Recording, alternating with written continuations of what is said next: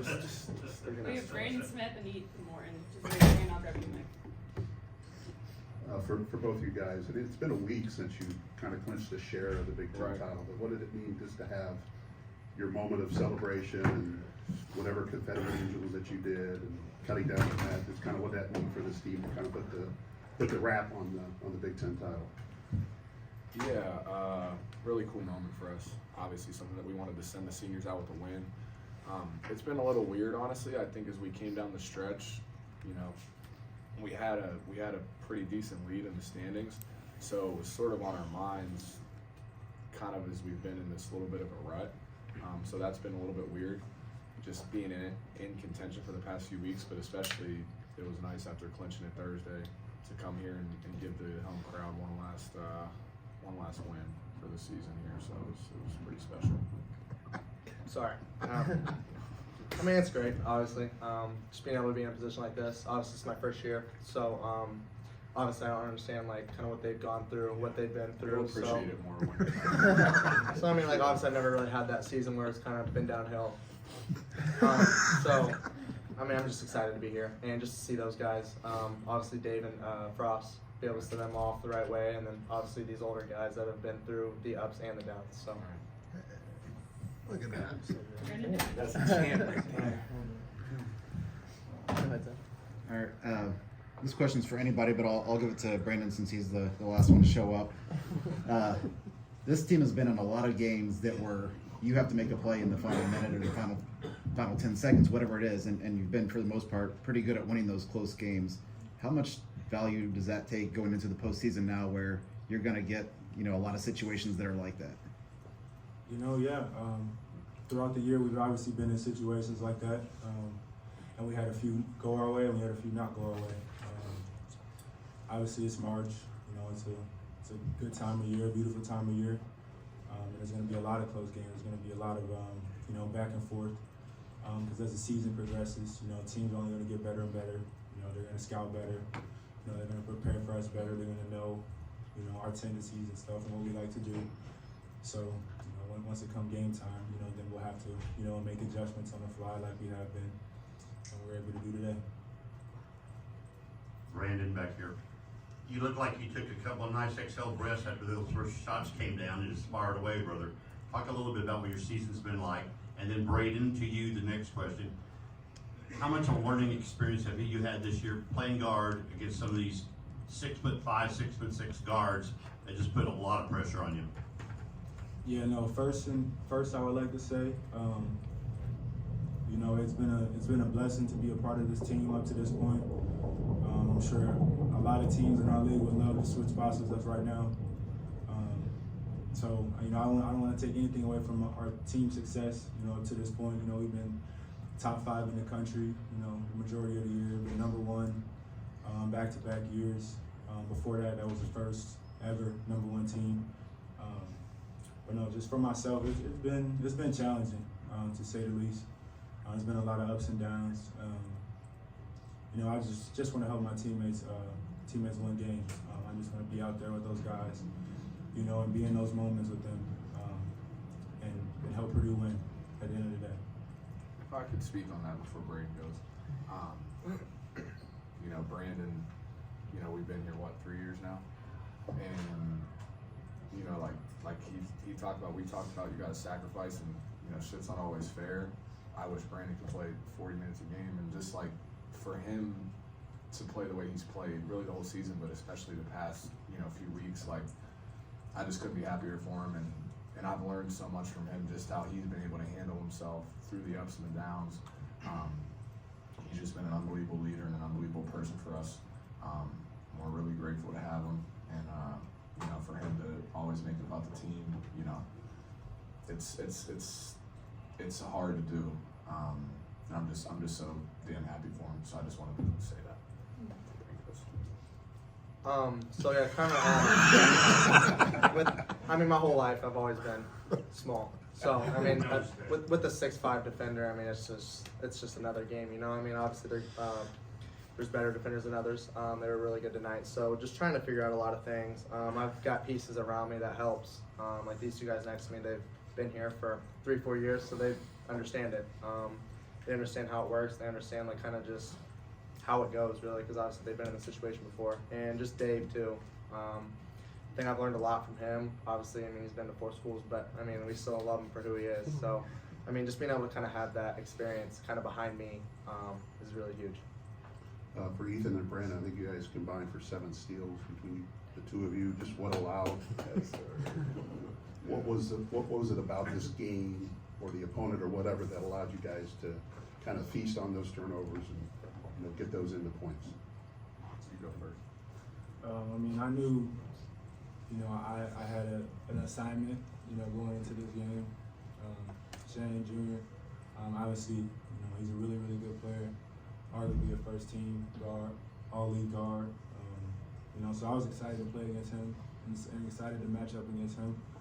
I know they had some other really good pieces too as well, and Matthew Mayer, Coleman Hawkins, 2 other really good players. And this was our first time playing them, so I think we're excited. I think Ethan and I, we take pride in guarding the best players on the other team, whether it's Illinois or any other team in the Big Ten. So we're just excited, obviously, because we haven't played them before. So. Yeah, he said it best, but I think, it's something we talked about a lot. I think coming into this year, like, knowing that we could be really special defensively, us 2 together. And I think that, ties us together as a team. He's been a great spark for us, these past few games, especially. I've been pretty below average. I was able to get a few steals tonight. But just the energy that he brought to start the game, the way he set the tone, the first half and the second half, that was probably, I think, the biggest thing for us on that side of the ball. He set that tone for us the whole game, which was amazing.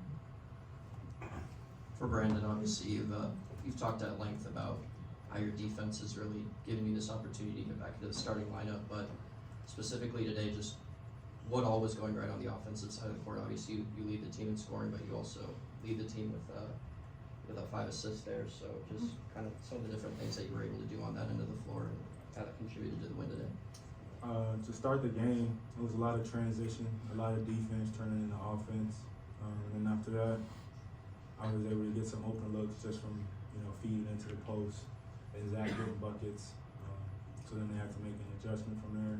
He's seen a bunch of doubles. He's seen, just about everything thrown at him, throughout the course of the year. And he needs guys, like myself, Braden, Ethan, Fletcher, Mason, to be able to make shots, on the perimeter, and help him out down there.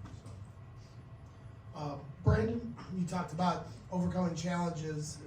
What would that message you'd have for young athletes about overcoming adversity? It's tough. Just try not to give up. Try to lean on, family. If you're a person of faith, talk to God. Don't switch up your routine. I would say stay loyal to the grind. Whether you play 10, 15 minutes, 30 minutes, still come back the next day, get your lift in, get your workout in, get your shots up, get your extra work in, and just try to just keep peace from a mental standpoint. So I feel like that's the toughest part. If you're not sound from upstairs, it's not going to go well for you. You just have to. It sounds cliche, but just stay the course.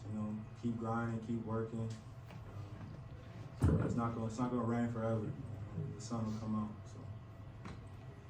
Ethan, you spoke on your defense, but that play you had against Shannon in the final 30 seconds to force that turnover and get the steal. Just how were you able to get your hand in there without committing a foul? Just how did that help you guys close out the game? Yeah, obviously a pretty high leverage situation at that point in the game. I think there's 30-some seconds left.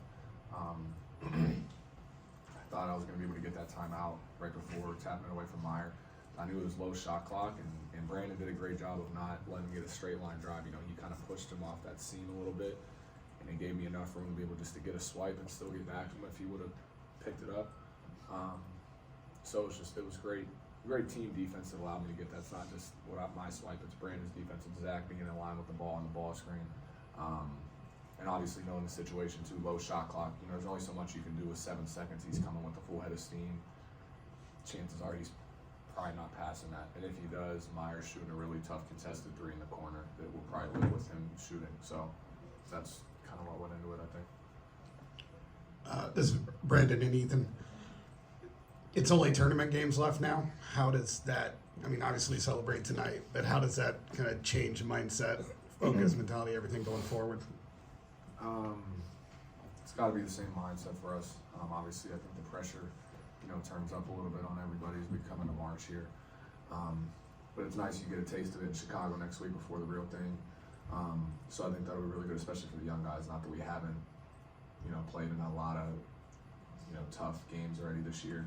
But I think it'll be cool for us to get back to the neutral floor for the rest of the year. I think we had some good success there this season, whether it was in Portland or in Indy. So I think we're excited for that. Obviously, we're gonna enjoy this, but we're still playing for next week. We're still playing to get a #1 seed and put ourselves in the best position possible for the NCAA tournament. So. He pretty much sets on everything. From this point on, we're just taking things a game at a time. We're not overlooking anybody. We're preparing for whoever our next opponent is. You know what I mean? So. Tournament for people that live in Indiana. I say it wrong apparently. Tournament. Brandon, you came back. They came back from 24 down, but then you guys pulled out at crunch time. What does that tell you about the toughness of this team as you head into the Big Ten and then the NCAA tournaments? We've definitely been in those situations before. It's part of basketball. Teams are going to go on runs, so you just got to keep a positive mind and kind of just keep going with our game plan. So, they're going to hit tough shots, and they did. So, we just got to let it go and move on to the other end of the floor and just hope that we keep a positive mind while doing it. Braden, Zach gets a second foul with about 6 minutes to go in the first half, and it seems like maybe this is a chance that Illinois can kind of climb back in this thing. Instead, you go on a 21-5 run. How important was that to take all that momentum in the half and do it with Zach sitting on the bench? It's awesome when you make shots. So, we have had games where we have not made a single one, and we've had games where we've shot it good. So, just kind of being able to have those guys, like Brandon made a lot of great shots tonight. I hit a couple. Some other guys just hit some shots. So, just being able to kind of have that, it sets the tone, not only offensively, but defensively as well. Just gets people involved, getting that crowd kind of involved and getting everybody on defense involved. Easy question for you guys. Coach Painter, any of you guys can answer. What's it like to play for this guy? 25 Big Ten championships, not with him, but what's it like for him leading you guys through this year?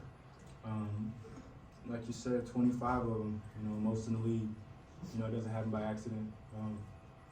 I've been fortunate to be able to get to know him the past couple of years. See how he operates. He's very, very, very detail oriented. He has an amazing memory. He doesn't forget a thing.